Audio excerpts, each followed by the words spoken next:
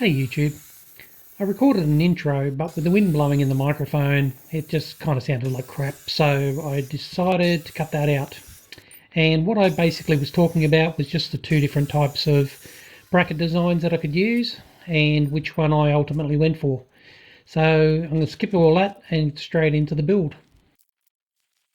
So here I am welding two pieces of 20 by 20 SHS together.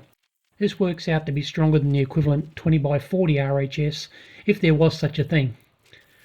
I alternated between working on the two pieces to try and keep the material temperature under control. These bars will form the top mounting bars and will fit inside some 25 by 50 RHS, that is part of the motor mounts.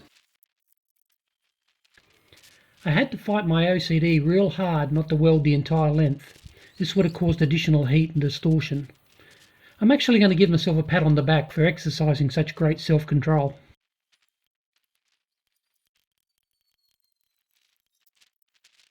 Welding on the nuts was quite straightforward.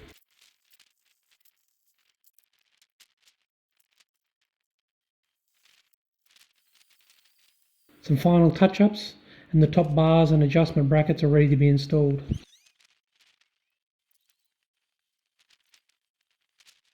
Before I go much further, I need to put a bar in between here and here.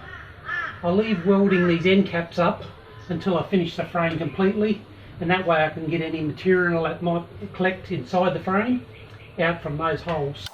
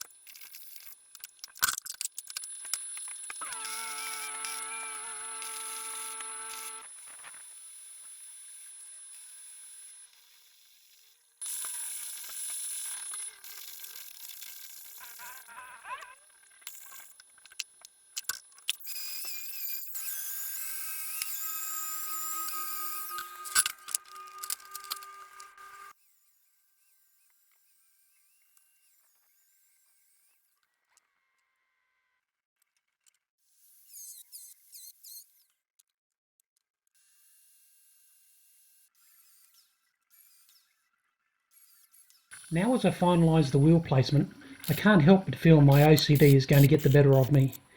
In the very beginning of the frame build, I welded in all the crush tubes for the bearing bolts. With a small amount of movement during welding, the two axles are not in perfect line with each other. And it probably won't make any difference at the speed the wheels are going, but my OCD doesn't care about logic. And the next time I'm out in the shed, I'll probably be cutting up the frame instead of moving on to mounting the motors. So I'll finish this video here rather than make you sit through work you've already seen. Okay, so thanks for watching and I'll see you in the next one.